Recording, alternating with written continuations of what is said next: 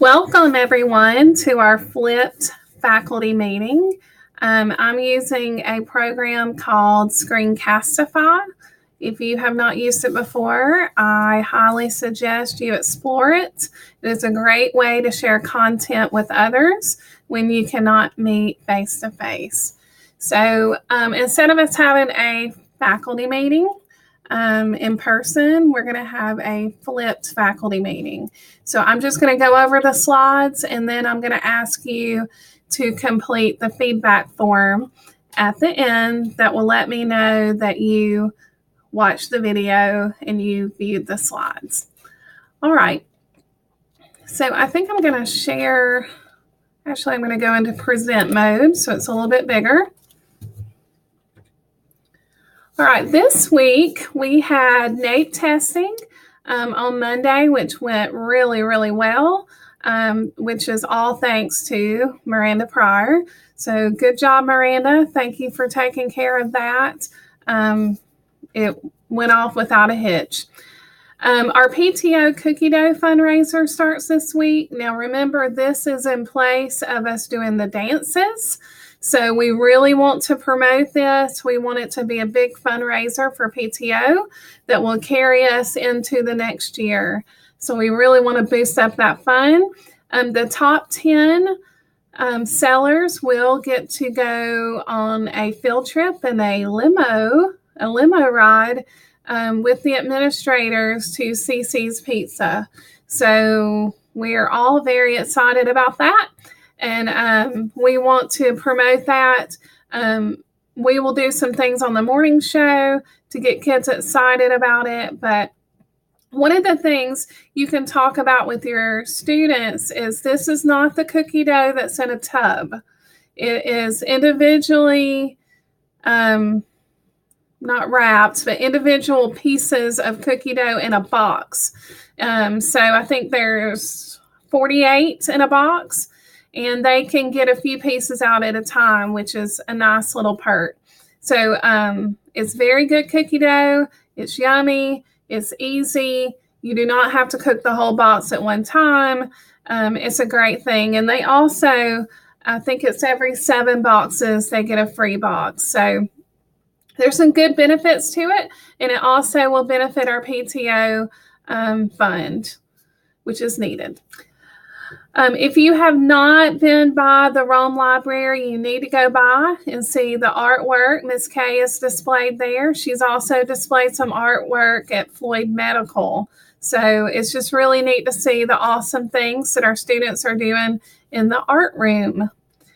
All right, Wednesday, I'm just going to say it. It's going to be a crazy day, but we're just going to hold on to our hats and get through it.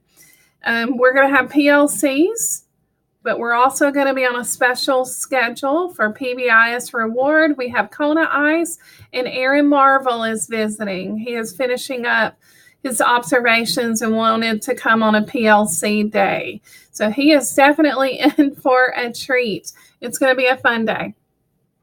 On Thursday, we are having our 7 Habits training, day 1. This is a 2-day training. So that will be on Thursday in lieu of conferences, which I hate that we're having to do that. But really there was no other time to do the training other than post planning. And we only have 2 days for post planning. So we couldn't take both of those days. So it is an awesome training. You're really going to like it. You're going to be trained on the things that you will be teaching your students in the Leader in Me program. So it is a really powerful training. And then at the end of the week, we have winter break. So something to look forward to. All right, one of the things I wanted to talk to you guys about is accommodations. I've gotten some questions and it seems like there's been a little bit of confusion about accommodations. So I'm just going to go over some basic things regarding testing accommodations and also classroom accommodations. There are 3 ways for students to obtain classroom and testing accommodations: through an IEP, special ed, through a 504 plan, which means they have a medical diagnosis of some kind, and then or an EL plan. These accommodations are granted to students based on their needs at that time. So we look at data, and of course, they would have to be eligible for one of those 3 plans. These plans should be updated at least annually and based on current needs. One of the things to consider, maybe last year they had the testing accommodation that things could be read aloud, that questions could be read aloud. But maybe now they're reading on benchmark, and they no longer need that. So the data would suggest that accommodation is no longer needed. But maybe they still need small group or extended time or frequent breaks because maybe attention is an issue or some other factor. So it's always based on their current needs. If a plan is not being followed, or if a student is being denied accommodations in which they are eligible for that they need, this would be a violation of their rights, and further action could be taken, such as OCR investigation. If you are not familiar with that, that is not something you want to be a part of. It's the Office of Civil Rights. When they investigate, it is a huge deal. So that's not something we ever want to be a part of. And also a violation could be reported to the PSC and would affect your certificate.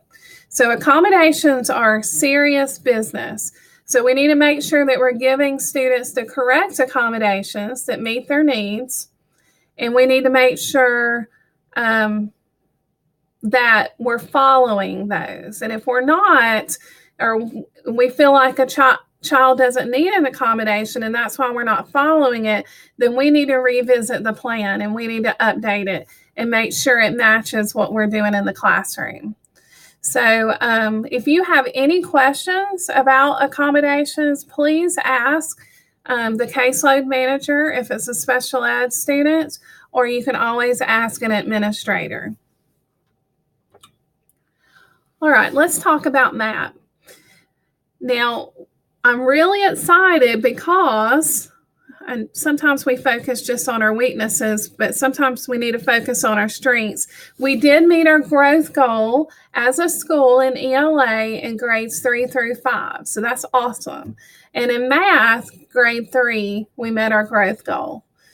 Where we're going to take a closer look is in 4th and 5th grade math. We're going to look and see what we have going on there. We know this is a new test for us. We're still learning it. We're still tweaking what we do. But the great thing about you guys is you are open to new ideas. You're open to working together and figuring out a plan for moving forward. So we definitely want to make some bigger gains and see those in the spring. If you have not printed the student growth report for your students, you will want to do that. I know a lot of people are sharing this during conferences, which is very valuable, but we want to make sure that every parent gets this report. So if you have not sent these home, please do so. And if you need help printing it or knowing how to pull it up, we can talk about it during PLCs. All right, so now we're moving forward and we're thinking about year-end goals. Just make sure when you're looking for those goals and you're looking at reports that you're looking at fall to spring. We've noticed when you do winter to spring, you may get different results. So when we're looking at the year as a whole, we're going to look at fall to spring, unless it's a new student and we'll need to pull up winter to spring. We will have incentives for MAP growth at the end of the year. Students who meet their growth goal will be invited to a slime party. They'll be able to make their own slime, and there'll be some other fun things. And if a grade level meets their 65% goal in both subjects, an administrator will be slimes. That should be fun. All right. And of course, we're going to have some incentives for teachers like we have in the past. And it seems like the popular item is marker board tables. If you have another idea, let me know. Of course, it has to be an affordable idea, but we will recognize the teachers that have the highest growth in math and reading by purchasing marker board tables for their classroom. Now, if they're a teacher that already has them, we'll have to figure something else out. All right. Just to remind you, we are making up time from our weather days. We have 18 hours total to make up 2 days and then a 2-hour delay.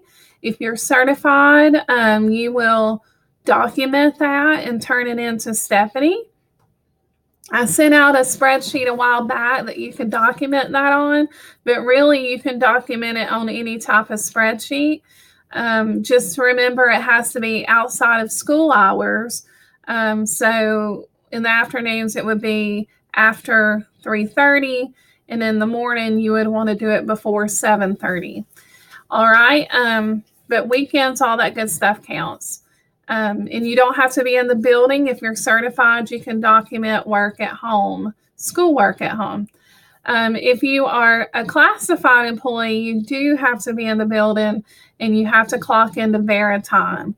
So if you need some help figuring out how you're going to make up those hours, come see me and we will put you to work. What we don't want to happen is for classified staff to just stay late and not really be working on anything. So we have lots to do around the building. So if you're looking for a task because you need to work late and make up some hours, you can see the teachers on your grade level or come see me and we will put you to work. There's a couple of things that came out of the maintenance department I wanted to make sure you were aware of. One is coffee pots with a heating element. This is the traditional coffee pot. It has to have an automatic shutoff. So we cannot have the traditional pots that do not have the automatic shutoff. That is from the fire marshal. Also, they're asking us not to flush baby wipes. Apparently, that's been a big problem across the county. And this one makes me really sad, but wax warmers are not allowed in the school building. And I know it's a light bulb, so it really doesn't make a whole lot of sense, but it is a rule, and I had to take mine home, and it was sad. All right, here's some things coming up. I scheduled a day with Roy and Dina to come out and meet with PLCs. That's going to be on February 27th. On February 28th, Zoe Philippakis will be coming out to do story writing with ELA teachers and special ed teachers. So I sent out an email about that today. March 15th, which is a planning day, will be our day 2 of our 7 habits training. And last but not least, March 16th is Ed Camp Rome at PES. So we're really excited. We will be using the 5th grade hall, the art room, the library, and the lunchroom for this. So if you have not registered, you need to register because it's going to be a fun day right here at our school. And of course, I had to throw this in. If you have not checked out the PES leaderboard, you will want to do that. Why don't I just pull it up right now? Let's see what we got.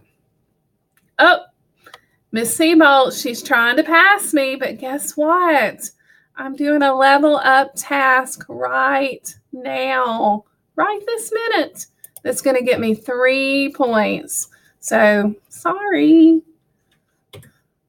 All right. So last but not least, if you will fill out this feedback form, I will send the link in the email with this Screencastify and just answer a couple questions to let me know that you watched this. And there is a place for you to submit questions or comments. All right. That's all I have. Have a great day.